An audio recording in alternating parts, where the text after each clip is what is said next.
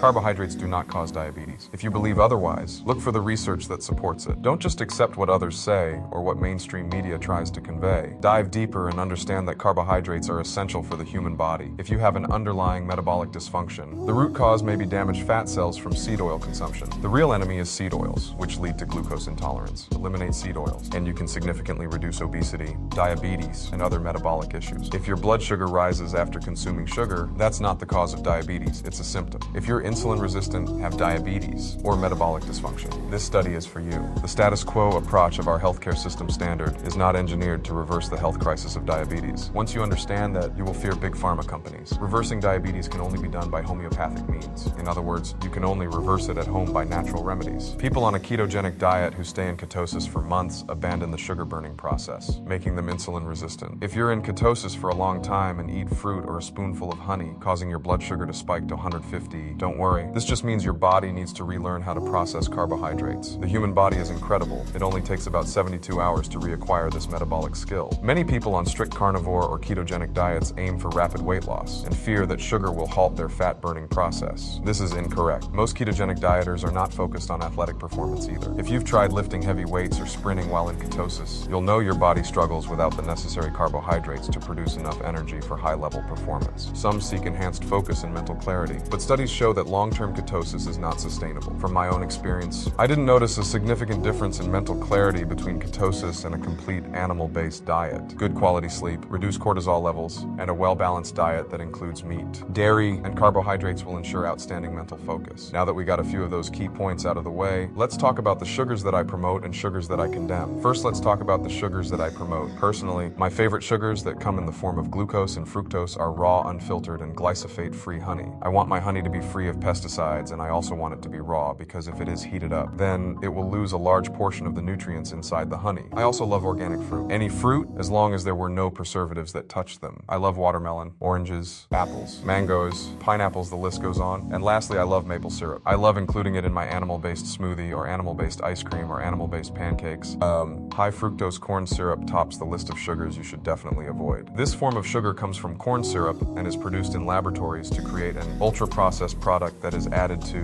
nearly every type of processed food in the United States. The sad part is that the majority of high fructose corn syrup is found in foods heavily marketed to children. Don't believe me? Look at the processed foods in your pantry, and you will likely find high fructose corn syrup or some form of seed oil in the ingredient list. Once you start understanding the ingredients in the products you consume, you will begin to question what you are putting into your body and become more cautious. If not for yourself, then at least for your kids. Also, stay away from sugar substitutes or products that say sugar-free. These products contain sugar substitutes such as aspartame, sucralose, stevia, or monk fruit. Aspartame and sucralose have known links to cancer-causing properties, and I advise anyone I chat with to stay far away from these chemicals. Just keep it simple when it comes to carbohydrates, guys. Raw, unfiltered honey, maple syrup, and organic fruit. Boom, done. Every day I consume roughly 200-350 grams of carbohydrates per day. If I am training for a marathon or training intensely, I will also add sweet potatoes to the diet. This is a starch and requires far more activity than the average Joe. If you want to learn more about the animal-based diet and have any questions, please like and subscribe to Primal Feast and comment below if you have any questions.